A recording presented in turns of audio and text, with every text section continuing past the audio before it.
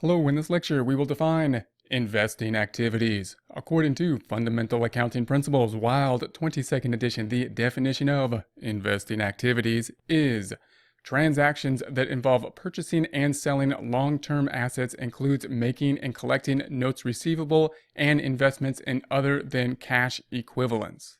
When considering investing activities, we are looking at them in terms of the statement of cash flows, this being a worksheet related to a statement of cash flows form having three parts. Those three parts of the statement of cash flows including cash flows from operating activities, cash flows from investing activities, and cash flows from financing activities. We are focusing here on cash flows from investing activities. Note that there are two methods we could use for the statement of cash flows, a direct method and an indirect method. When we're considering those two methods, we're usually concentrating on the cash flows from operating activity, generally the largest part of the statement of cash flows, basically converting an income statement that is on an accrual basis to the income statement, which will be more on a cash basis. And under the direct method, we would do that directly, basically converting line items. And under the indirect method, we would do that by starting with net income, looking for those differences to arrive from net income to net cash flows from operating activities.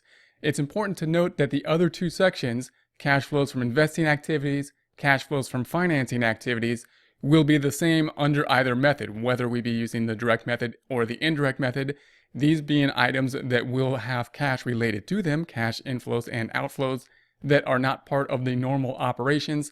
Cash flows from investing activities would include those things that we would assume in investing activities, including things like us investing in other companies' stocks and bonds, as well as receivables that we would have from traditional investments we might think of from an individual standpoint in terms of when we invest.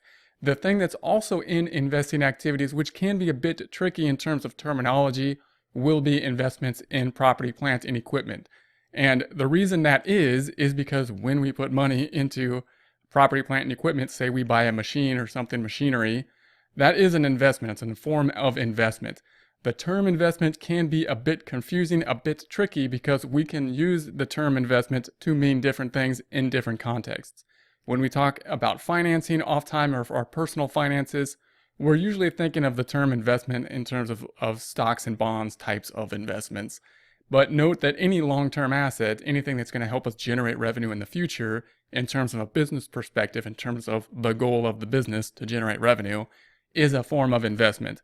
So when we're purchasing long-term assets, property, plant, and equipment, those are a type of investment. Therefore, those will go into the investing activities. We know that they're not going to be in the operating activities, and just so you can memorize this and see why they're not up here, note that the normal journal entry when we purchase equipment is not going to involve an income statement account.